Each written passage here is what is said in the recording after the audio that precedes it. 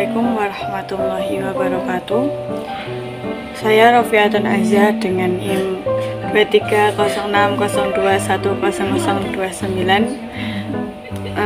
akan menjelaskan tentang klasifikasi tumbuhan untuk UAS Kapital Selekta IPA dengan dosen pengampu Ibu Feni Widiati MPD. Pada kesempatan kali ini saya akan membahas 4 bahasan. Yang pertama yaitu pengertian, ciri-ciri, klasifikasi, dan yang terakhir adalah miskonsepsi.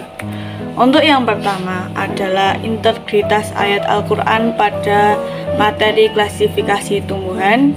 Ada surat At-Toha ayat 53 yang berbunyi Bismillahirrahmanirrahim, wa anzala minas samaa'i ma'an fa'akhrajna bihi azwajam min nabatis satta, yang artinya maka kami tumbuhkan dengan air hujan itu jenis-jenis tumbuh-tumbuhan yang bermacam-macam.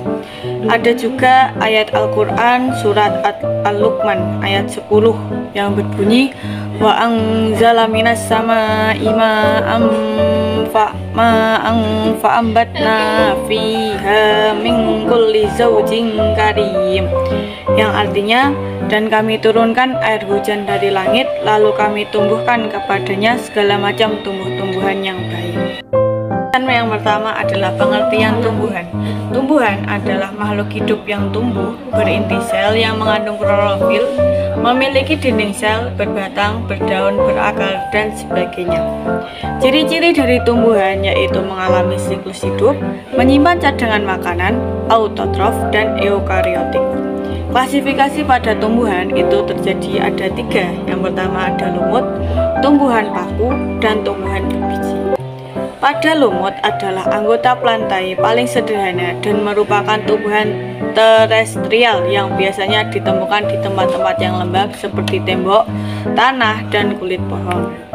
Ciri-ciri dari lumut yaitu yang kecil berukuran 1-2 cm, yang besar tingginya 20 cm. Tubuh lumut tidak memiliki zat pengangkut xilem dan floem. Untuk tubuh berbentuk lembaran, untuk lumut hati dan lumut daun berbentuk tegak dan kecil. Untuk struktur dan fungsi berbentuk gametofit dan sporofit. Siklus hidup lumut seperti pada gambar di atas. Klasifikasi lumut dibagi menjadi 3, yaitu lumut hati, lumut tanduk, dan lumut daun. Untuk selanjutnya ada tumbuhan paku. Tumbuhan paku adalah kormus yang memiliki akar, batang, dan daun sejati. Memiliki akar serabut, batang rizom, daun beraneka ragam, tetapi bentuk daun muda pasti menggulung. Tumbuhan paku hidupnya seperti lumut, yaitu di tempat yang lembab seperti tanah, tembok, dan batang pohon. Ciri-ciri dari paku yaitu menghasilkan sporofil dalam spongarium. Tubuh paku memiliki zat pengangkut xilem dan floem. Struktur dan fungsinya berbentuk gametofit, reproduksi secara seksual dan aseksual. Siklus hidup paku seperti gambar yang ada di layar.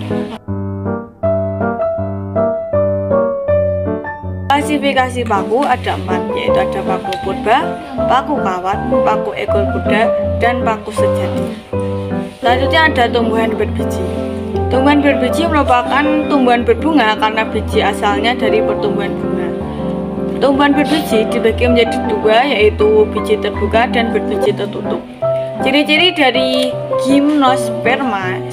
gymnospermae atau tumbuhan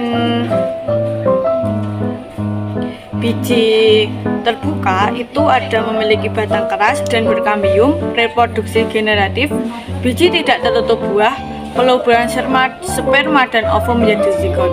Contoh dari tumbuhan gymnospermae adalah cemara, pinus, kelapa, dan aloe vera. Siklus hidup gymnospermae adalah seperti gambar di PPT.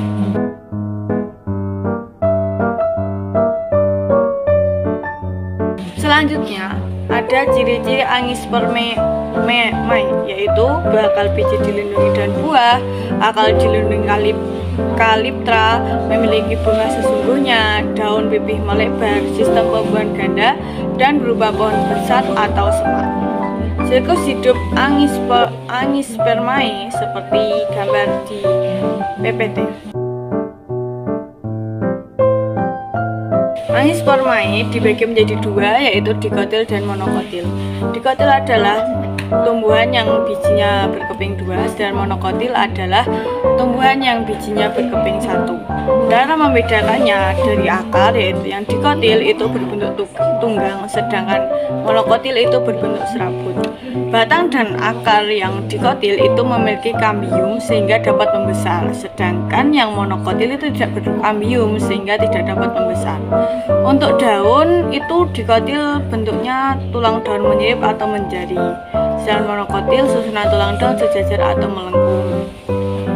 Dan selanjutnya itu dibaca ada bunga, perbedaan jumlah bagian bunga, biji, ujung akar lembaga, dan ujung pucuk. Selanjutnya ada miskonsepsi. Beberapa miskonsepsi yaitu bagian bougainville adalah mahkota bunga. Sebagian orang menganggap bahwa bunga bougainville yang berwarna merah, ungu, atau kuning adalah bunga aslinya. Padahal sebenarnya bagian bougainville yang berwarna merah, ungu, atau kuning itu adalah daun penumpu. Bunga sebenarnya hanya berwarna putih dengan 5 mahkota bunga. Miskonsepsi selanjutnya ada tumbuhan melinjo adalah tumbuhan monokotil berkeping satu. Padahal pembagian kelompok dikotil dan monokotil hanya terdapat pada tumbuhan Angiospermae, sedangkan melinjo adalah tumbuhan Gymnospermae. Jadi tumbuhan melinjo tidak masuk pada dikotil maupun monokotil. Miskonsepsi yang ketiga ada batang monokotil tidak bercabang. Padahal secara nyata ada banyak contoh tumbuhan monokotil yang bercabang seperti bambu, pandan, dan rumput. Untuk selanjutnya ada glosarium, autotrof yang artinya organisme yang mampu membuat makanan sendiri. Dikotil adalah tumbuhan dengan biji berkeping dua. Eukariot adalah organisme dengan sel yang memiliki nukleus dengan organel yang dikelilingi oleh membran yakni sitoplasma dan membran inti. Monokotil adalah tumbuhan dengan biji berkeping dua.